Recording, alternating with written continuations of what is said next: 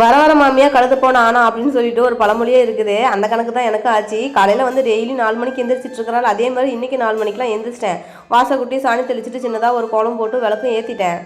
ஆனால் ஸ்ட்ரெயிட்டாக அடுப்புக்கிட்ட வராத இந்த கொரியர் எழுதுறது அந்த வேலை இந்த வேலைன்னு செஞ்சுக்கிட்டு ஒரு 8 மணி போல தான் அடுப்புக்கிட்ட வரேன். ஏன்னா குழந்தைங்க வந்து ரொம்ப நேரம் தூங்கிட்டு இருக்கிறாங்களா, அந்த டைமில் வந்து சாப்பாடு செஞ்சு வச்சா ஆறிடுமே அப்படின்னு சொல்லிட்டு தான் கொஞ்சம் லேட் பண்ணிடுறேன். ஆனால் எத்தனை வேலை முடிச்சாலும் இந்த சாப்பாட்டு வேலையை முடிச்சாதான் நமக்கு எல்லா வேலையுமே முடிச்ச மாதிரி இருக்குது. அந்த பழமொழி எதுக்கு சொன்னான்னு பார்த்தீங்கன்னா, டெய்லி 4 மணிக்கு எந்திரிக்கும் போது ஃபர்ஸ்ட்லாம் கொஞ்சம் ஈஸியாக இருந்த மாதிரி இருந்துச்சு.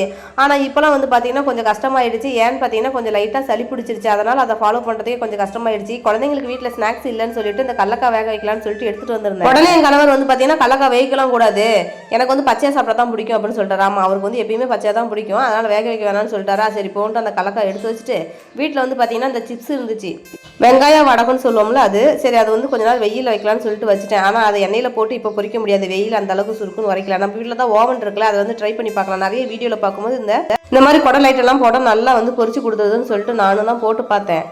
ஒன்றும் ஆனால் அந்த அளவுக்கு பொரிஞ்சு வரல, கொஞ்சம் லைட்டாக அப்படியே உப்புலாம் வந்துச்சு, அவ்வளோதான். ஓவனில் குடல்லாம் போட்டால் இந்த அளவுக்கு தான் பொரிஞ்சு வருமா இல்லை இதை விட என்ன சூப்பராக வருமானு சொல்லுங்கள், நானும் இன்னும் கற்றுக்குறேன்.